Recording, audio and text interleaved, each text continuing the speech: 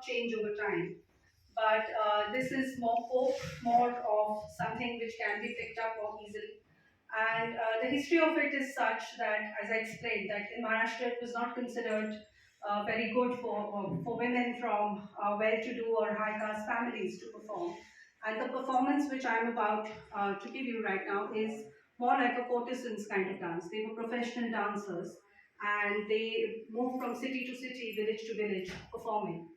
And but I must tell you that my mother, unlike many other classical dancers, she had a great respect for all kinds of dance. And she has performed this number of times. As a child, during the independence movement, she was part of something called the Kala Pathak, the kind of sorry, she was part of the Kala Pathak, which meant that she was part of the cultural milieu of people who went from village to village, city to city, performing and helping the freedom movement at that time. And another beautiful story about my mother in this dance is that in their 70s, my parents celebrated their 50th wedding anniversary, and they had gone off to Mauritius.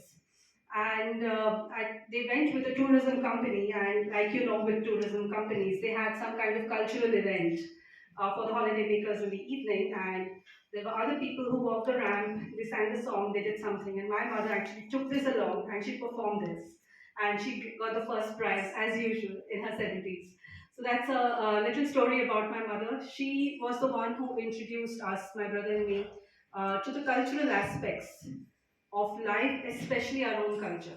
Because both of us went to convent schools, we went to missionary run schools in India, and we barely studied our own language. But thanks to her, this kind of song is something which I've grown up with.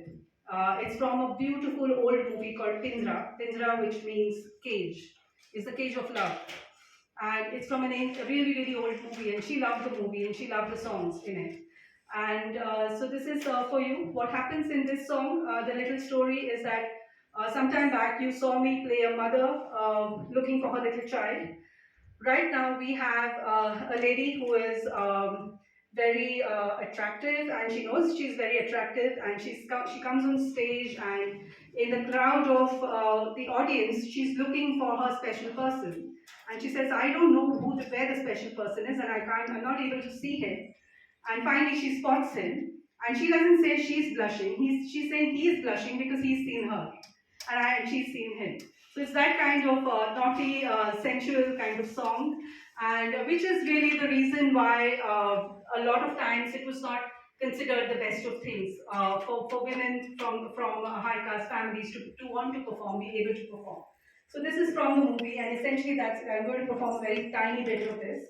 It's called the Lavani, where this time looking for someone else is not looking for the child, but looking for a loved one who is going to blush when that happens.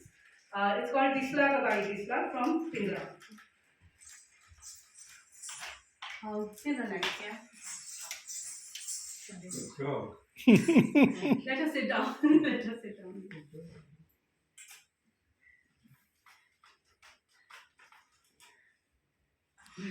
That's a torch.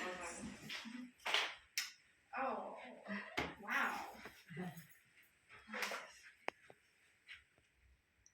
थोड़ा नहीं on करा. It's a changing.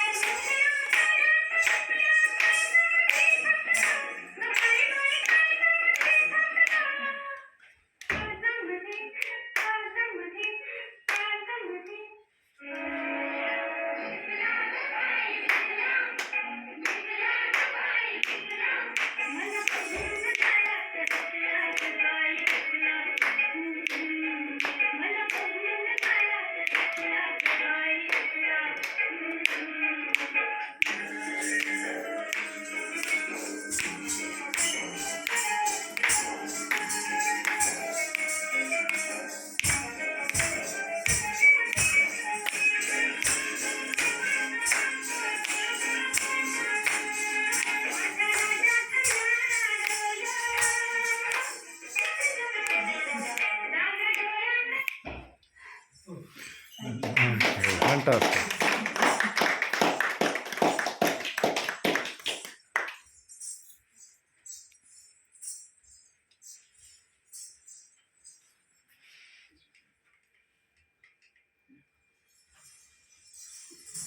Thank you very much. Two people to thank before we end, which is Fiona from the Ashby Care Home for organizing all of this and her entire team, and Karen, who has joined us.